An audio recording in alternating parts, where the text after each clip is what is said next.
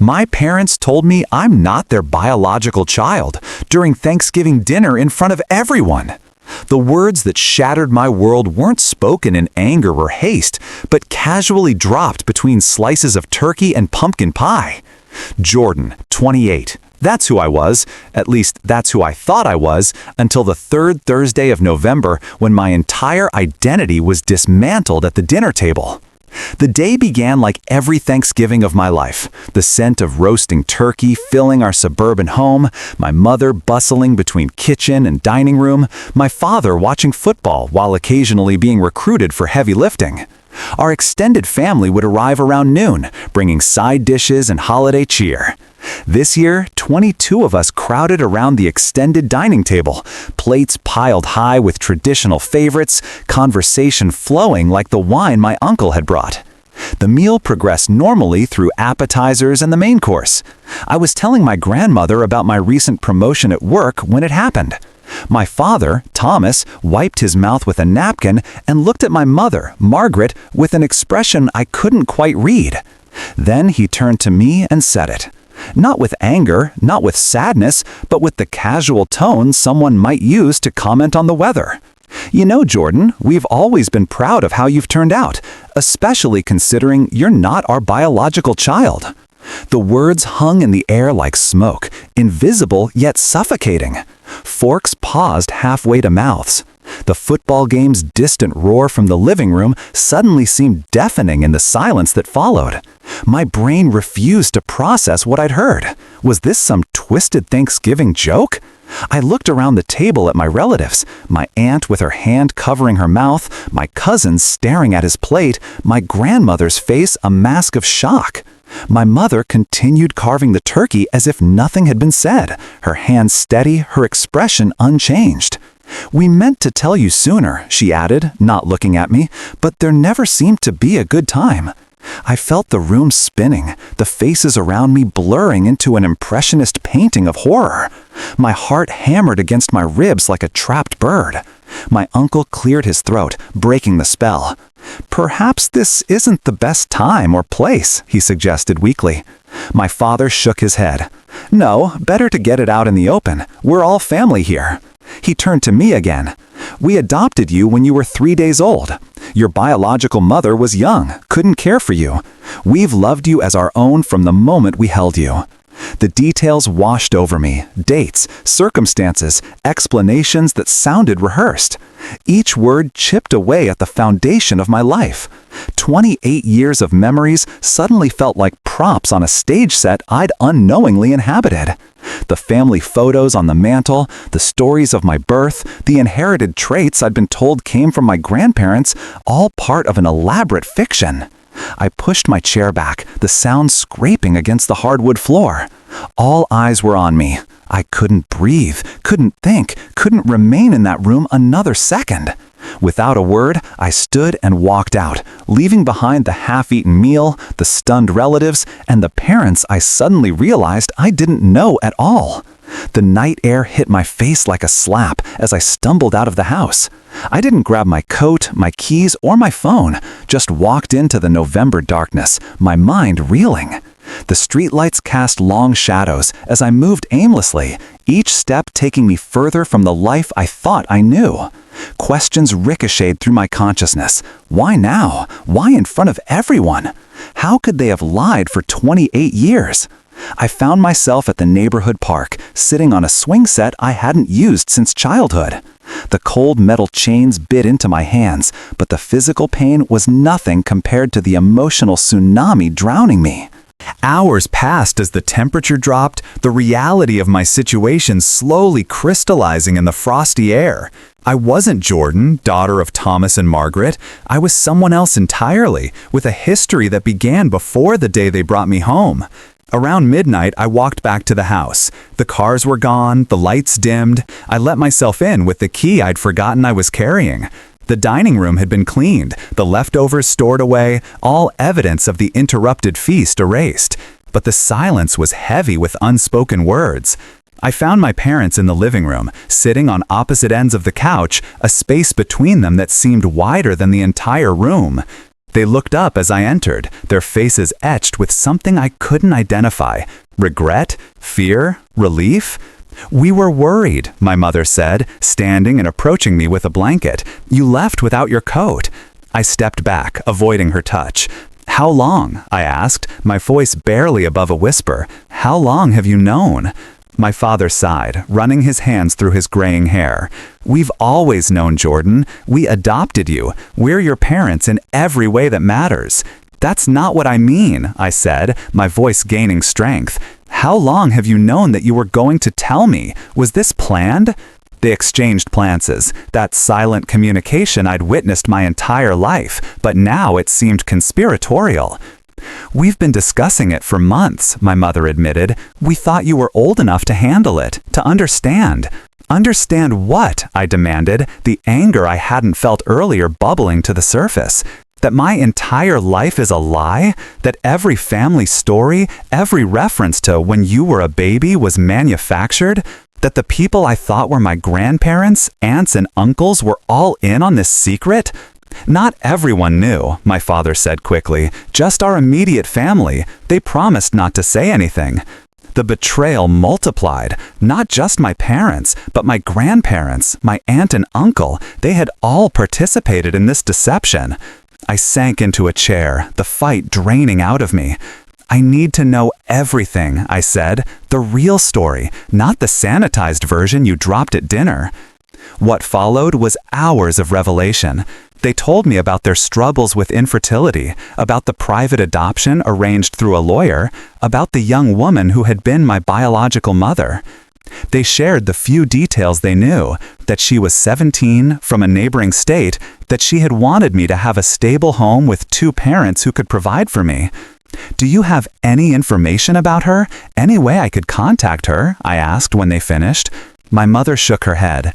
"It was a closed adoption. All records were sealed. We don't even know her name, just that she chose us after reviewing profiles of prospective parents." The finality in her voice sparked something in me, determination. If they wouldn't or couldn't help me find the truth, I would find it myself. "I'm going to search for her," I announced, "for my biological family."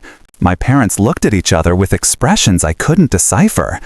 "We understand why you feel you need to do this," my father said slowly, "but we hope you'll remember that we're your family. We've raised you, loved you, been there for you every day of your life." I nodded, but something inside me had shifted irrevocably. The people sitting before me were strangers who had played the roles of parents for 28 years.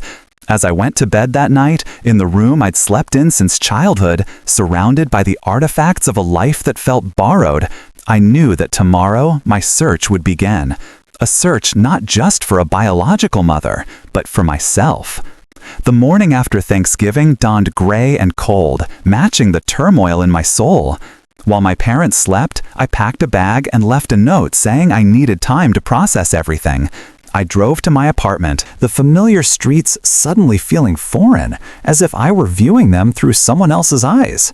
My home, decorated with personal touches and memories collected over years, now seemed like a stage set for a play where I'd been given the wrong script.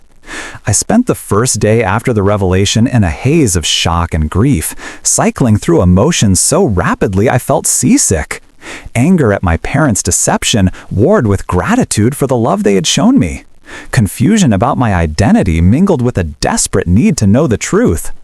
By the second day, as the initial shock began to subside, determination took root. I needed answers, and I wasn't going to find them by sitting in my apartment feeling sorry for myself. My search began where all modern searches begin, online. I typed closed adoption records into my search engine, finding a labyrinth of legal restrictions and complicated procedures. In the state where I was born, adoption records were sealed unless both biological parents and the adopted child consented to their release. The only exception was for medical emergencies, which didn't apply in my case. Undeterred, I expanded my search to adoption registries and support groups. I created profiles on multiple reunion websites, entering the scant details I knew. Female, adopted at birth in late November, in the state where I was raised, through a private attorney. I didn't hold out much hope. How could anyone identify me from such limited information? But it was a start, and I needed to feel like I was doing something. The following week, I contacted the attorney who had handled my adoption. His receptionist informed me that he had retired years ago, and his records had been archived or destroyed. When I explained my situation, she hesitated, then gave me the name of the adoption agency that had occasionally worked with their office. I called the agency immediately, explaining that I was an adopted adult seeking information about my biological parents. The social worker I spoke with was kind but firm. "Without your biological parents' consent, we can't release identifying information," she explained. "However, we can add your details to our registry. If they contact us looking for you, we can facilitate a reunion." The bureaucracy was frustrating, each door closing just as I thought I might be getting somewhere. I was about to give up for the day when the social worker added, "There is one other option. Some states have adoption reunion registries where both parties can voluntarily submit information. If your biological mother registered, you might find a match." She directed me to a national registry that covered multiple states. With trembling hands, I created an account, entering my birth date, adoption date, and the hospital where I was born. The system searched for matches, and for a heart-stopping moment, I thought I had found something. But it was just a false positive, another adoptee born on the same day in the same hospital. Over the next few weeks, I fell into a routine of searching. I contacted every adoption resource I could find, registered on every reunion website, and even reached out to a private investigator who specialized in finding biological family members. The consultation was expensive, and he warned me that my chances were slim without more information to go on. Meanwhile, my relationship with my parents grew increasingly strained. They called daily, their voices filled with concern, but each conversation felt like walking through a minefield. They wanted to talk about my feelings, about our relationship, about moving forward. I wanted to talk about my search, about details they might have forgotten, about anything that could lead me to the truth. "Why are you so obsessed with this?" my mother asked during one particularly tense conversation. "We're your family. We've always been your family." "I'm not obsessed," I replied, trying to keep my voice steady. "I'm trying to understand who I am. Don't you see? Everything I thought I knew about myself is built on a foundation that isn't real. My medical history, my genetic background, my heritage, all of it is a blank slate." The silence that followed was heavy with unspoken words. "We never meant to hurt you," my father said finally. "We thought we were doing the right thing, protecting you from the complications of knowing." "But it wasn't your decision to make," I responded. "It was mine." As December approached, bringing with it holiday preparations that felt hollow and meaningless, I received an email that changed everything. It was from the adoption registry I had signed up for. The subject line read, "Potential Match." My heart raced as I opened it, my eyes scanning the message. "We believe we may have located a potential match for your search. A woman who registered with our service matches several of the details you provided. She is searching for a daughter born in late November, adopted through a private attorney in the same state and year you indicated. She has provided additional information that aligns with what you know about your adoption. If you are interested in pursuing this potential connection, please contact us at your earliest convenience to discuss next steps." I read the email 3 times, my hands shaking so badly I could barely focus on the words. After weeks of dead ends and frustration, I finally had a lead, a real, tangible lead that might lead me to the woman who gave birth to me, the woman who held the answers to questions I hadn't even known to ask 28 years ago. The morning after receiving the email from the adoption registry, I woke before dawn, my mind already racing with possibilities. I had responded immediately to their message, and now I waited for their call, my phone sitting on the kitchen counter like a ticking time bomb of revelation. Every notification made my heart jump, though most were just work emails or spam messages. Finally, at 9:03 a.m., my phone rang with an unknown number. I answered it on the second ring, my voice trembling as I introduced myself. The social worker on the other end was calm and professional, explaining the process we would follow if I chose to pursue this potential connection. First, I need to confirm some details to ensure this is a legitimate match, she explained.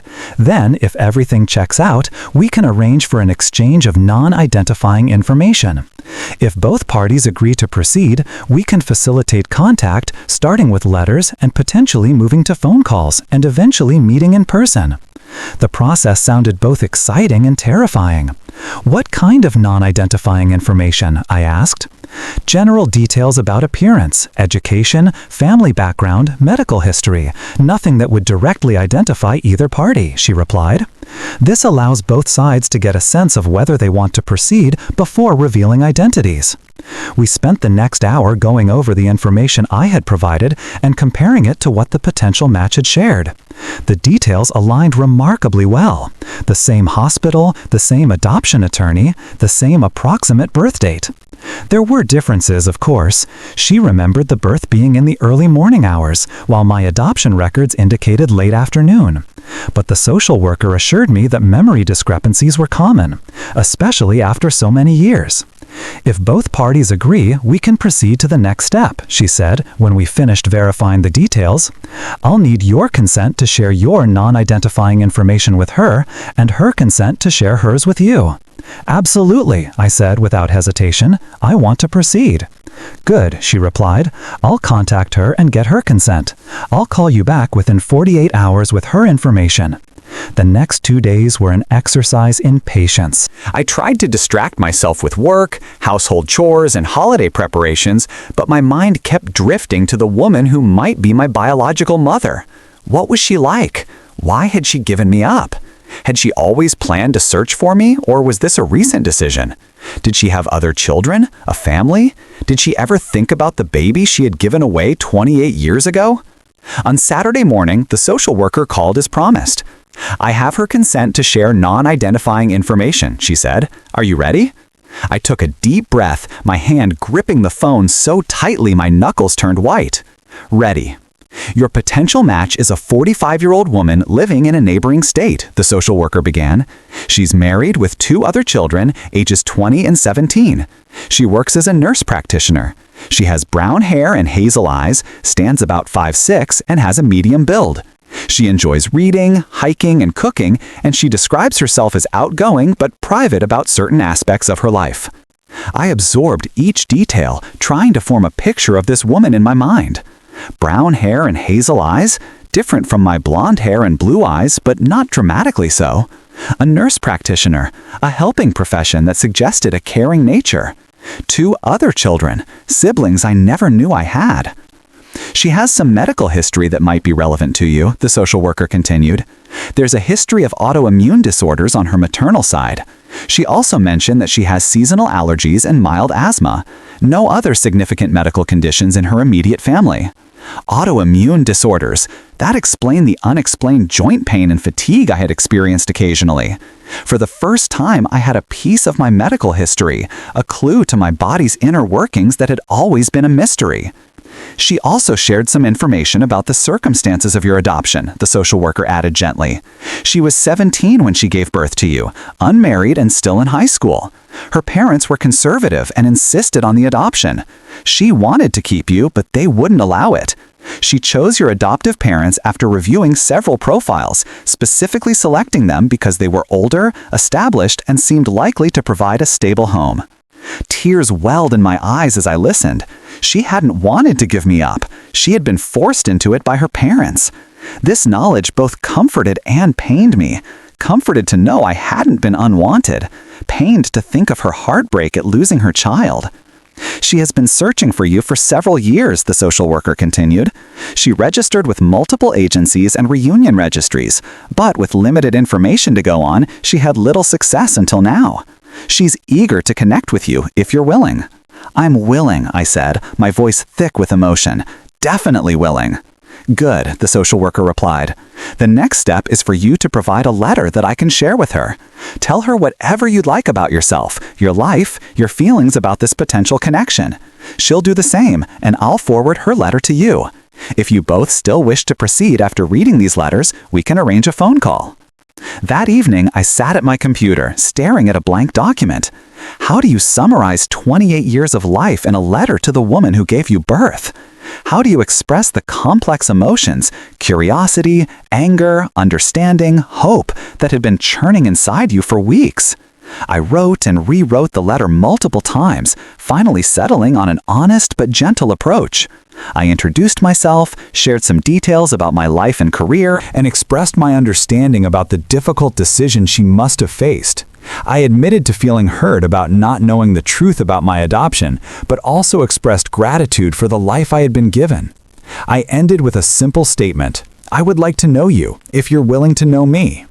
After sending the letter to the social worker, I waited again, this time with a mixture of anticipation and anxiety. Would she like me? Would she regret initiating this search? Would we have anything in common besides DNA? 3 days later, her response arrived in my inbox. I opened it with trembling hands, my eyes scanning the words written by the stranger who was suddenly the most important person in my world. Dear Jordan, it began. There are no words to express how I feel knowing that I might finally be connecting with you after all these years. I've thought about you every day since the moment I held you in my arms at the hospital. I named you Hope because that's what you gave me, hope for the future, even as I was losing you. As I read her letter, tears streaming down my face, I felt a connection forming across the decades and miles that separated us. She shared details about her life, her family, her career, the same information the social worker had relayed, but now with personal context and emotion. She apologized for not finding me sooner, for the years we had lost. She expressed hope that we might build a relationship, however tentative it might be at first. I understand if you're angry or confused, she wrote toward the end of the letter. I understand if you need time to process this, but please know that I have always loved you, even from afar. You have never been far from my thoughts, and I have always hoped that someday our paths might cross again. When I finished reading, I leaned back in my chair, the letter printed and clutched in my hand. The woman who had given birth to me, who had named me Hope, wanted to meet me. After 28 years of wondering, she would finally have the chance to know the child she had given up, and I would have the chance to know her. The weeks leading up to my first meeting with my biological mother passed in a blur of anticipation and anxiety. After exchanging letters for several weeks, we had progressed to phone calls, each conversation revealing more about our lives and building a tentative connection between us. Her name was Rebecca, and with each conversation, I felt like I was assembling a puzzle of myself, finding pieces I never knew were missing. We decided to meet in person at a neutral location, a small cafe halfway between our homes. As I drove to the meeting, my hands trembled on the steering wheel. What if she was disappointed in me? What if we had nothing to say to each other in person? What if this meeting somehow made everything more complicated rather than less? I arrived first and chose a table in the corner, giving myself a moment to observe the room and prepare for what was to come. When the bell above the door chimed, I looked up and saw her enter. Even though I had seen photos, nothing could have prepared me for the reality of standing face to face with the woman whose DNA I shared. She was shorter than I expected, with kind eyes that immediately sought me out across the room. Her brown hair had streaks of gray, and her face showed the lines of a life lived fully. When our eyes met, she smiled tentatively, and I felt an inexplicable recognition, as if some part of me had always known her face. I stood as she approached my table, and we stood for a moment, just looking at each other. "Jordan," she said, her voice softer than on the phone, "it's really you." "Rebecca," I replied, my voice barely above a whisper. We hugged awkwardly, strangers connected by an invisible thread of biology and history. As we sat down, the initial discomfort gradually gave way to conversation, flowing more naturally than I had expected. We talked about our lives, our careers, our families, all the things we had covered in letters and phone calls, but now with the added dimension of physical presence. Over coffee and pastries, I learned the full story of my birth and adoption. Rebecca had been a high school senior when she discovered she was pregnant. Her parents, strict and religious, had been horrified by the prospect of their unmarried daughter having a child. They gave me an ultimatum, Rebecca explained, her eyes distant with memory. Either give the baby up for adoption or move out and support myself and the child on my own. I was 17, with no job, no money, no prospects. I thought about running away, about keeping you no matter what. But in the end, I was scared and alone, and I believed they were right, that you deserved better than I could provide at that time. Tears welled in her eyes as she continued. I never wanted to give you up. The day I signed the adoption papers was the hardest day of my life. I held you for as long as they would let me, memorizing every feature, every expression. I told you I loved you and that I would always think of you. I named you Hope because that's what I was holding on to, the hope that someday we might meet again.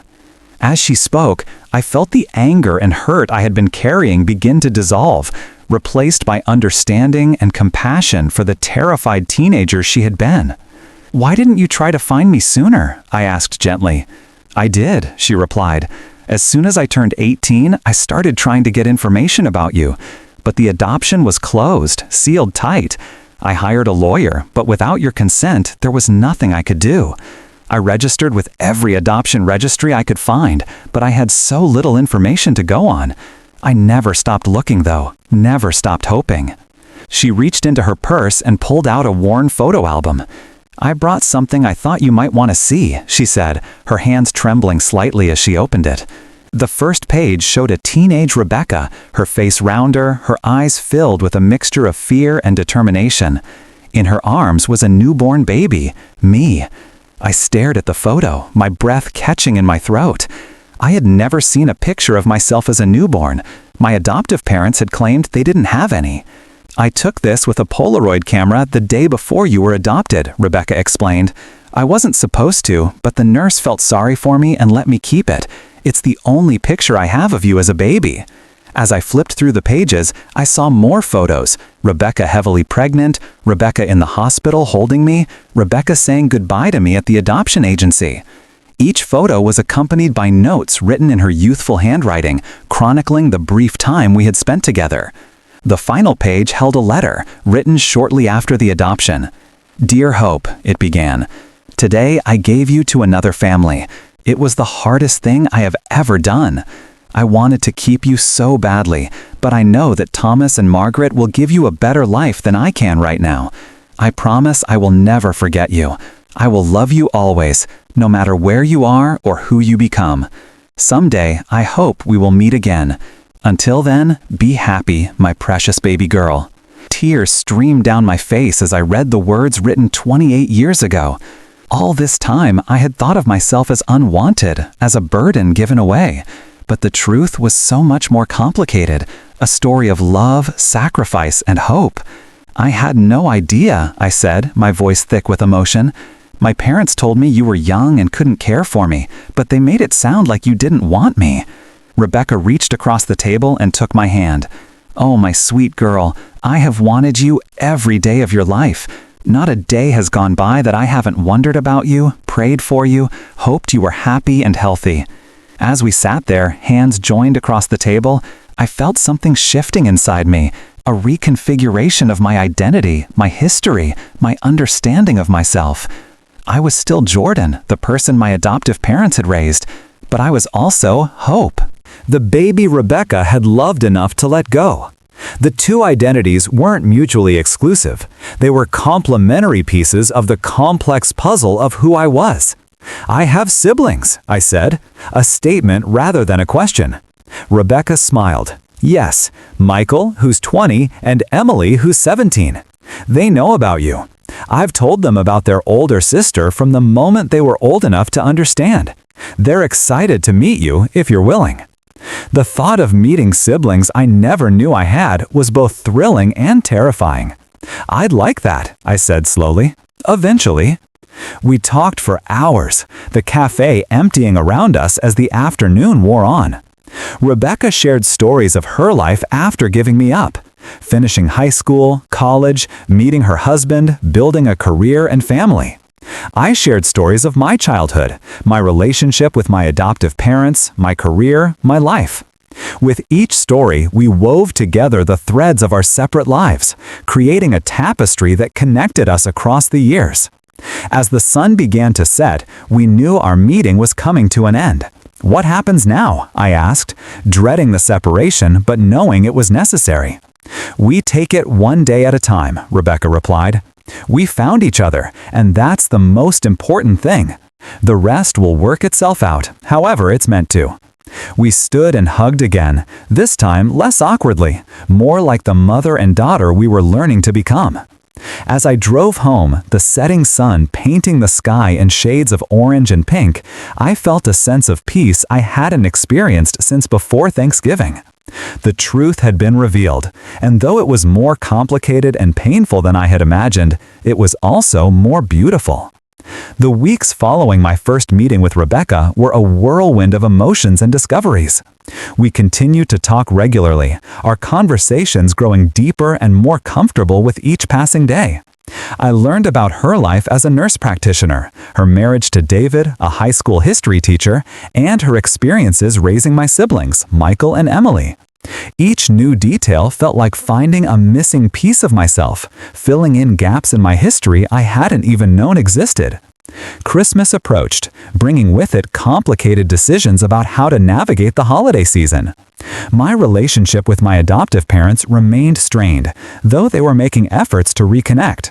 They called regularly, their voices filled with cautious optimism, but each conversation still felt like walking through a minefield of unspoken words and unresolved emotions.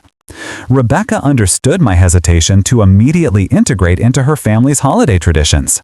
"Take all the time you need," she told me during one of our phone calls.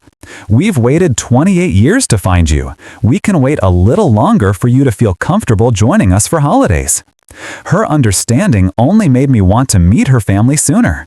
"What if I came for New Year's?" I suggested, the words tumbling out before I could second-guess myself. "Just for dinner, nothing major."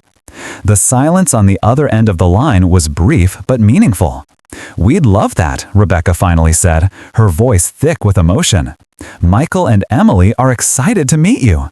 As New Year's Eve approached, my anxiety grew. Meeting Rebecca one-on-one had been emotional but manageable. Meeting her entire family, my entire biological family, felt like stepping into a different reality. What if they didn't like me? What if I didn't fit in? What if this meeting somehow made everything more complicated rather than less? I decided to drive to their home on New Year's Eve afternoon, giving myself time to mentally prepare before the evening festivities. Their house was in a suburban neighborhood similar to the one where I had grown up, with a well-maintained lawn and holiday decorations in the windows. As I parked in their driveway, I took a deep breath, reminding myself that these people were my family, biological strangers connected to me by an invisible thread of DNA and history. Rebecca met me at the door, her smile warm and welcoming. "You came," she said, pulling me into a hug that felt more natural than our first one. "We're so glad you're here." She led me into the living room, where David, Michael, and Emily were waiting. David was taller than I expected, with kind eyes and a gentle smile that immediately put me at ease. Michael, at 20, bore a striking resemblance to our mother, with the same brown hair and hazel eyes. Emily, at 17, had David's coloring but Rebecca's facial features.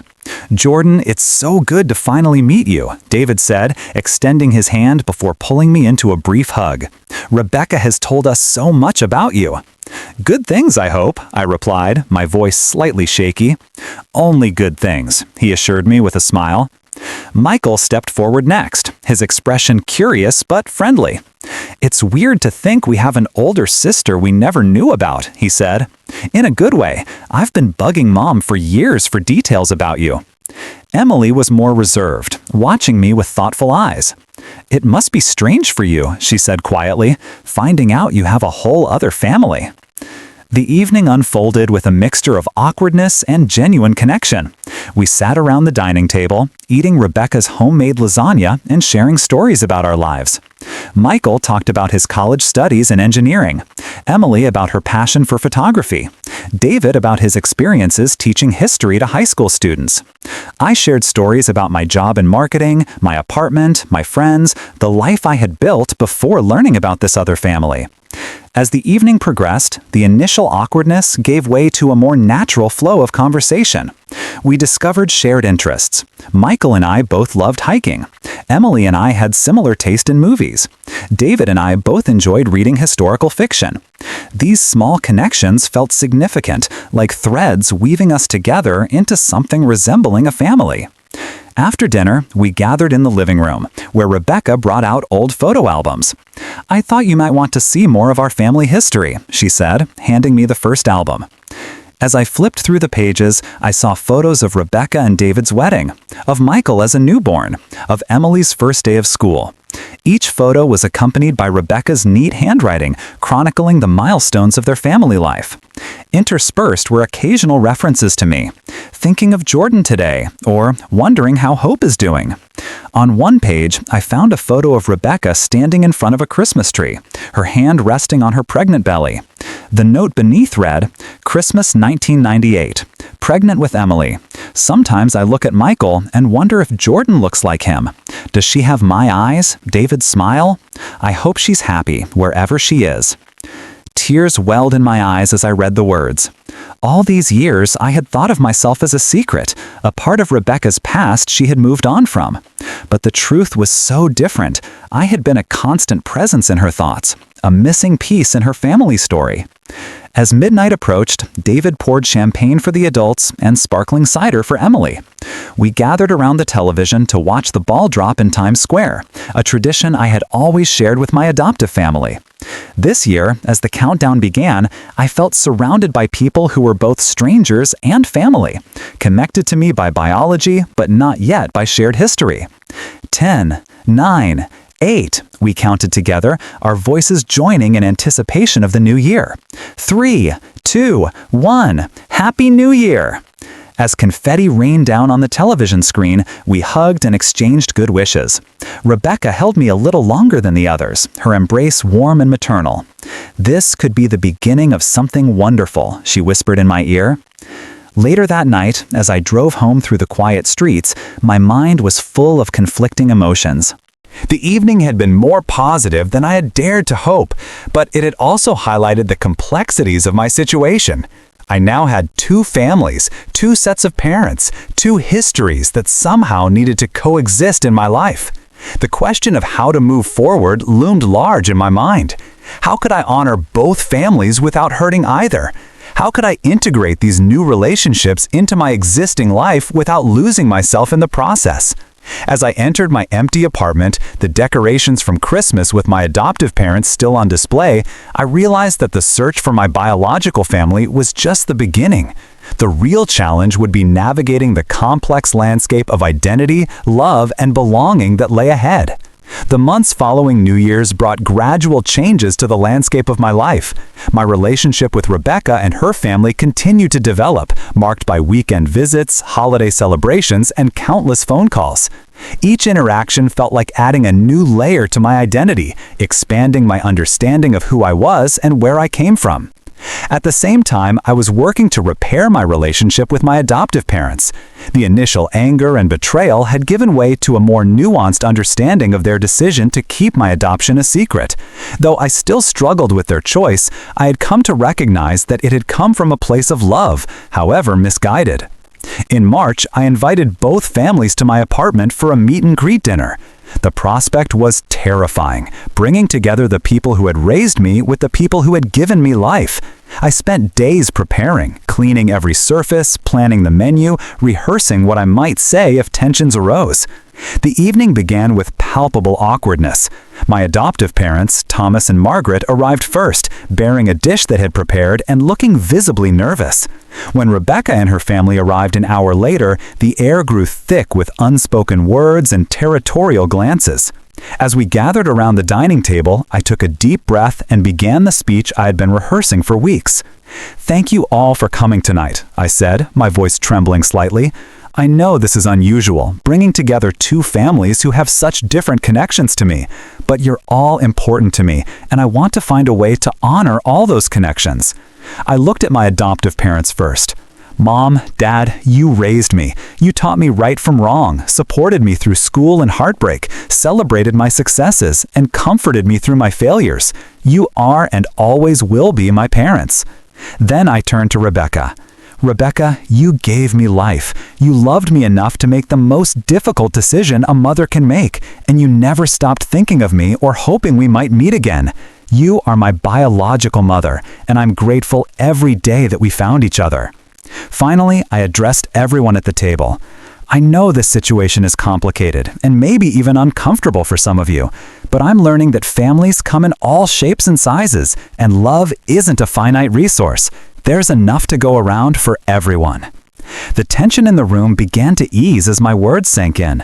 Throughout the evening, I witnessed small moments of connection. Margaret asking Rebecca about her nursing career, David sharing stories with Thomas about their shared love of history, Emily showing my mother her photography portfolio. These interactions weren't perfect or without occasional awkwardness, but they were genuine attempts to bridge the gap between two separate worlds that now overlapped in me. As spring turned to summer, I continued to navigate this complex family dynamic. There were challenges, of course, moments of jealousy, misunderstandings, and territorial behavior, but there were also moments of grace and understanding that reminded me why this journey was worth undertaking. In June, Rebecca called with news that would bring my search full circle. "I've been in contact with my parents," she said, her voice hesitant. "They know about you, about us meeting." "They want to meet you, if you're willing." The prospect of meeting my biological grandparents was both exciting and terrifying. These were the people who had insisted Rebecca give me up, who had played a pivotal role in the trajectory of my life. Would they apologize? Would they defend their decision? Would they accept me into their family now? I agreed to the meeting, which took place at their home on a sunny Sunday in July. As I walked up their driveway, I felt the same nervousness I had experienced before meeting Rebecca for the first time. The door was opened by an elderly woman with Rebecca's eyes, but a much sterner expression. "Jordan," she said, her voice measured, "I'm Eleanor, Rebecca's mother. Please come in." The house was immaculate, filled with antique furniture and family photos, none of which included me. Eleanor led me to the living room where her husband, Richard, was waiting. He stood as I entered, his expression difficult to read. "We're glad you agreed to meet with us," Eleanor said once we were seated. "Rebecca has told us about your conversations, your meetings." "We wanted to explain," Richard added, his voice softer than I expected, "about the decision we made all those years ago." What followed was a difficult but necessary conversation. They didn't make excuses for their actions, but they did provide context, talking about the conservative community they lived in, the stigma of unmarried motherhood in the late 1980s, their fear for Rebecca's future. "We were wrong," Eleanor admitted, her voice thick with emotion. "We let our fear and pride override what was best for our daughter and for you. We've regretted it every day since." Richard nodded in agreement. "When Rebecca told us she had found you, it was like a prayer we hadn't known we were praying had been answered. We know we don't deserve your forgiveness, but we hope you might consider giving us a chance to be part of your life now." As I listened to them speak, I felt something shift inside me. Not forgiveness exactly, but understanding. These weren't villains in my story. They were flawed human beings who had made a decision based on the information and values they had at the time. "I appreciate your honesty," I said slowly, "and I understand that you were trying to do what you thought was best. I can't change what happened, but I can decide how to move forward. I'm willing to get to know you, to see where this goes." The relief on their faces was palpable.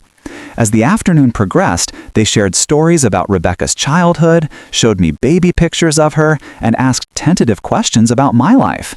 It wasn't perfect or easy, but it was a beginning. As I drove home that evening, the sun setting behind me, I reflected on the journey that had brought me to this moment.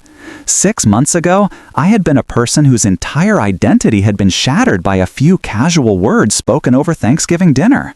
Now, I was someone with a complex but rich family history, with connections to people who loved me in different ways and for different reasons.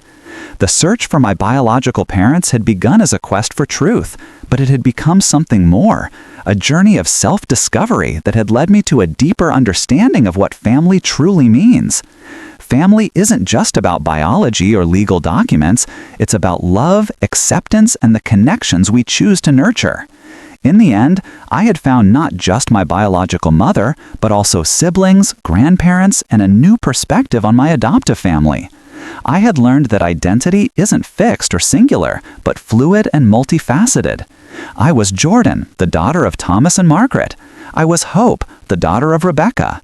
I was a sister to Michael and Emily, a granddaughter to Eleanor and Richard. Most importantly, I was myself, a person shaped by all these connections, all these histories, all these loves. As I pulled into my parking space, I smiled, thinking of the words Rebecca had written in that letter 28 years ago. "Be happy, my precious baby girl." It had taken a long and winding road to get here, but for the first time in months, I felt that I could honestly say I was on my way.